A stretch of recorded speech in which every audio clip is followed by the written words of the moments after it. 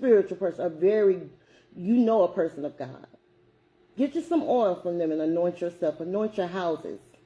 Anoint your vehicles. Anoint everything. Anoint your body every morning when you get up. And I guarantee you'll feel different about yourself. Bind the devil. Don't worry about the devil. He has no power unless you give it to him. Okay? We need to go ahead on and I think I'm going to go ahead and start doing more events in order to speak to people and talk to them and show them my book in person, and let them really make a decision for themselves. We can sit here and we can watch each other on the internet all day long. And we can talk and we can say this and we can say that. But if you ain't living what you speaking, then you ain't a hill of beans to me. But I want people to understand the value of my story.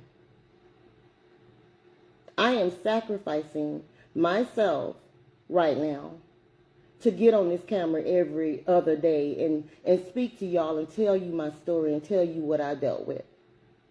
I'm sacrificing my peace because I'm allowing myself to go backwards into my story and tell everybody what happened to me. I am helping the people who think about suicide. I am helping the people who have lost their income and their jobs, and they have no ability to make it because of miscellaneous or false charges that they should not have ever been charged with. All that. But I'm trying to save some people that can't understand and can't figure out why they can't leave somebody. See, I had it coming at all ends, from all ends. It wasn't just coming from Side Chick. It was coming from Ghost, too. It was coming from two different sides. And when I get up here and I speak to y'all, this ain't about exposing people or telling people's business. This is my business. So the one who should feel humiliated should be me. The one who should feel like, oh my God, I should be ashamed, should be me. But it's not, because I'm speaking the truth. And if you hate me or you dislike me because I spoke the truth, then that's your problem, not mine. As once again, Cat Williams said, you should have thought about how you treated me when you treated me that way. Then maybe I would speak more highly of you. But for now, I'm going to tell your truth, which is my truth, and we're going to get through it. But everybody who's sitting there watching me on this live, and you're watching me after I finish and get off my lives, because I see the views. I know you're there. That's one thing about it. You know they're watching. But understand my gift. Understand what I've been ordained to do. I've been ordained to tell you about the devil and how the tricks of the devil, and tell you about what people are willing to do just to get somebody to love them. And that's sad. But I'm going to tell you. Because in that effort for that person to try to get somebody to love them, they tried to kill me. And I can't be no more plainer than that. They tried to take me out. Because they knew this day would come when I would be able to speak. They knew this day would come when I would be able to tell you the truth of what they did and who they are. And they worried. They bothered. But I'm not going to stop. Everything that I'm saying to you, I can say multiple times, and I'm going to say multiple times. What these people did to us was wrong. We didn't ask for this. But I'm going to answer it, though. Promise you that.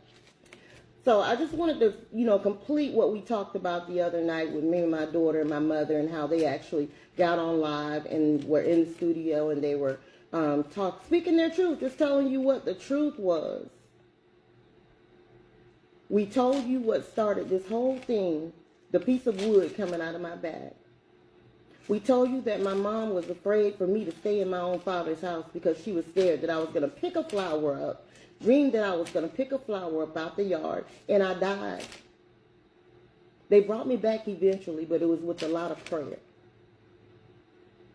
My daughter spoke to you today about the day when I attempted suicide and when I was fighting in my car trying to save my life. She said I looked like the walking dead because my soul was gone. I went through so much. And by the grace of God, I learned that God is the only one that can heal me and the only one that can protect me and the only one that can sustain me and keep me safe from any harm and danger. Not the people that I went to, God. And it is my assignment to go ahead and tell this story, and that's what I'm going to do. We are intending to finish these shows right here. We've acquired enough followers on TikTok, both pages, and we are going to go over there once we're done with the podcast here.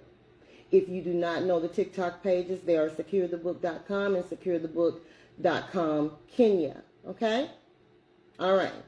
So now we're going to finish up volume 1. Today we're finishing volume 1. I am going to, what I decided not to do anymore was to read the chapters. I don't want to read it because I don't want to relive it. So what I'm going to do is I'm going to give you a synopsis and talk to you about all the way through the chapter and different spots of the chapter, pieces of the chapter, and then I'm going to tell you a synopsis and everything. And in order for you to find out the remainder of the story, you got to get the book. Okay? There are 5 people that are selling my books now. My daughter, Sharontiga Crenshaw, Shatori Crenshaw, my bestie, Betty Burnett, my mother, Sandra McNair, my father, Bobby Crenshaw, and who else? Me. 5 people that are selling my books now. If you would like a book, please inbox me or inbox any of those people that I just told you. My dad has sold 2 books. My mom has sold 2 books. So, you know, we're getting it done. And my parents are really supportive of me now. And I really appreciate that. I'm really appreciative for my entire family being supportive of me because they understand the goal. And we are all working together. I appreciate the fact that I have women that I trust that can care for my nephew. And I'm glad that God has put me in a position to bless these ladies because these ladies were here for me. 3 of them saved my life. 4 of them saved my life. All 4 of these women saved my life. All of them. And if God can bless me to give them income, I will, because that's what my goals are. Those are what my purposes are. That's my purpose, to give back to my family and to build them up and to elevate them. And I thank God for all of them. Okay? So let's go ahead and get started. We're going to go ahead and finish. That's why I came on early tonight. Probably going to come on at 7 for the next few days in order to get caught back up because I have to add another chapter onto another show in order for us to stay on track. But more than likely, we're going to extend one more day. We're good. We'll just extend one more day. And instead of February the 19th, it'll be February 20th when we're done with the podcast series here. And then we're going to head on over to TikTok for our next show. Okay? All right. So in chapter 14, I talk about a guy named Wylie Riff. Okay? Wylie Riff was another, I want to say, victim of side chicks. Okay? Because I told you, my dad wasn't the first victim. And he's not the last. So Wylie Riff was a guy that was dating side chick prior to my dad. And he bought her a car while she was actually dating my dad. And she would come and she would park the car up in the front because she was just learning how to drive and everything. And I was saying to my dad, and you're okay with this man buying her a car? How many men she seeing, you know? And my dad was like, he was just laughing about it like it was no big deal. Now, that was another red flag for me to my father because I knew my father was not the type of person that allowed the women that he was seeing to see other men. So that's just how it was, you know. So when my dad was laughing and saying it's just something at least I ain't got to buy her a car, you know, that kind of rubbed me the wrong way because I've never known it to happen.